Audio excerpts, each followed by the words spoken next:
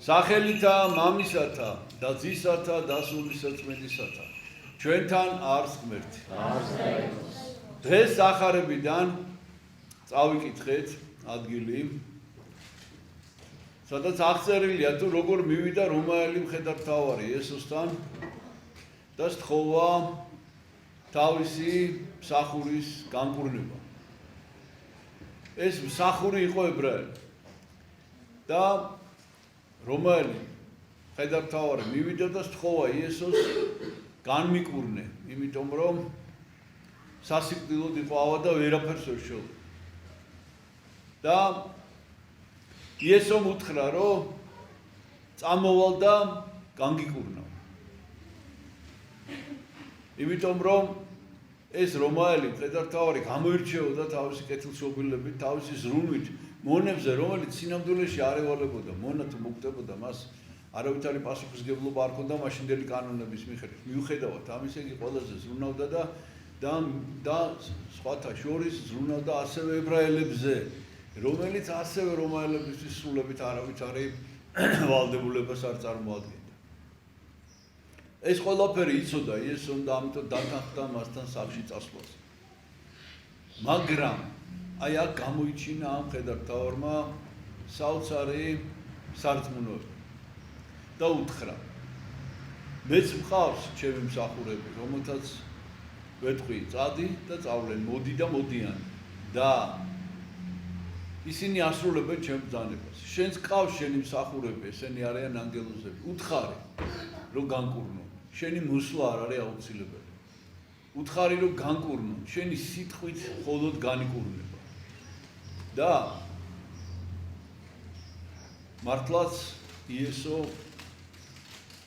გაუცებული დარჩა ამ რომაელი მხედართმთავრის სარწმუნოებით და ებრაელებს უთხრა, რომ ებრაელთა შორისაც კი მე არ მინახავს ასეთი რწმენა.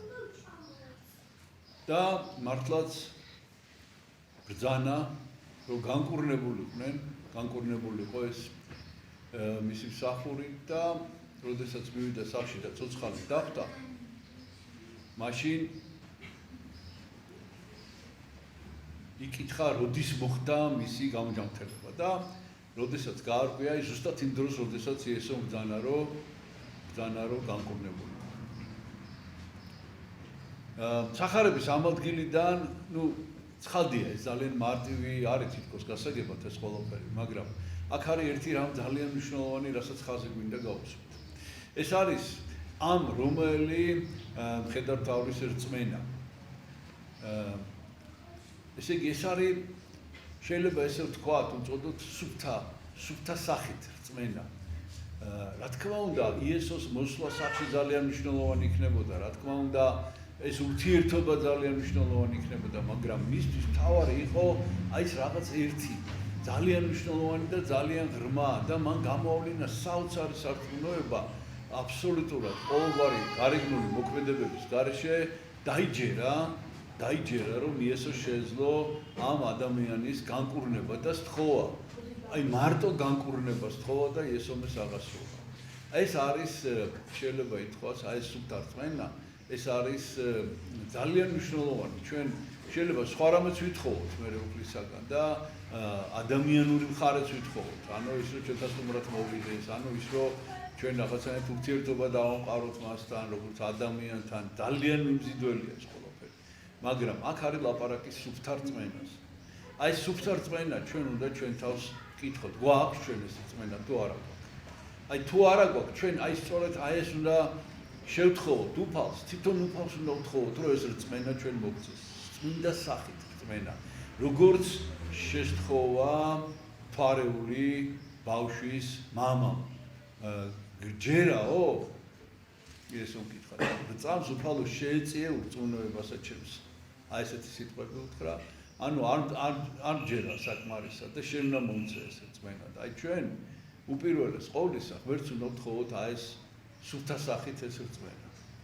ეძიებდეთ პირველად სასუფეველსა, ცათასა და სიმართლესამისა და მერმე ყოველივე შეგეძინოს თქვენ. აი ეს მერმე შეგვეძინება თუ არა ყოველივე, ეს უკვე უფლის ხელშია. ჩვენ უნდა ვითხოვოთ თავარი, სასუფეველი ცათა. უნდა ვითხოვოთ თავარი ღვთისაგან, დალოცვა, წყალობა განკურნება და უფალი ამას მოგვანიჭებს. ღმერთმა დაგლოცოთ, ჩვენთან არც ღმერთი.